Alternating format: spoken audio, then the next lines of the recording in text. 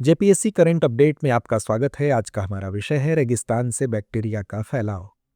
विज्ञान और प्रौद्योगिकी मंत्रालय द्वारा प्रकाशित स्टडी से पता चला है कि भारत के पश्चिमी रेगिस्तानों से बैक्टीरिया हवा के जरिए पूर्वी हिमालय तक पहुंच रहे हैं, जिससे वहां की स्थानीय आबादी प्रभावित हो रही है।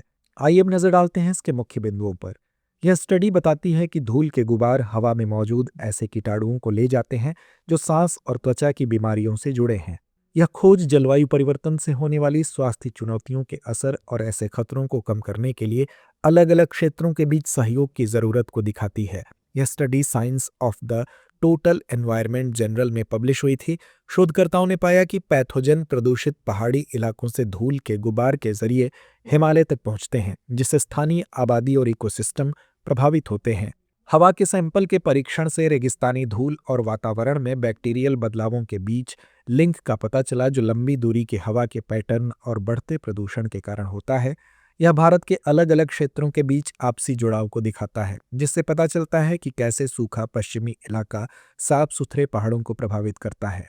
आइए अब जानते हैं हिमालय के बारे में। हिमालय एशिया में एक पर्वत श्रृंखला है जो भारतीय उपमहाद्वीप के मैदानों को तिब्बती पठार से अलग करती है। हिमालय लगभग 3000 किलोमीटर लंबी और 250 से 350 किलोमीटर चौड़ी श्रृंखला है, जिसकी औसत ऊंचाई 5000 मीटर है।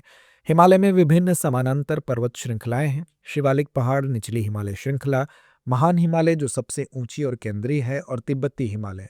हिमालय का वनस्पति और जीव जंतु जलवायु, वर्षा, ऊंचाई और मिट्टी के आधार पर भिन्न होते हैं। हिमालय की नदियां दो प्रमुख जल प्रणालियों में बहती हैं। पश्चिमी नदियां सिंधु बेसिन में मिलती हैं और गंगा ब्रह्मपुत्र बेसिन की नदियां बंगाल की खाड़ी में बहती हैं।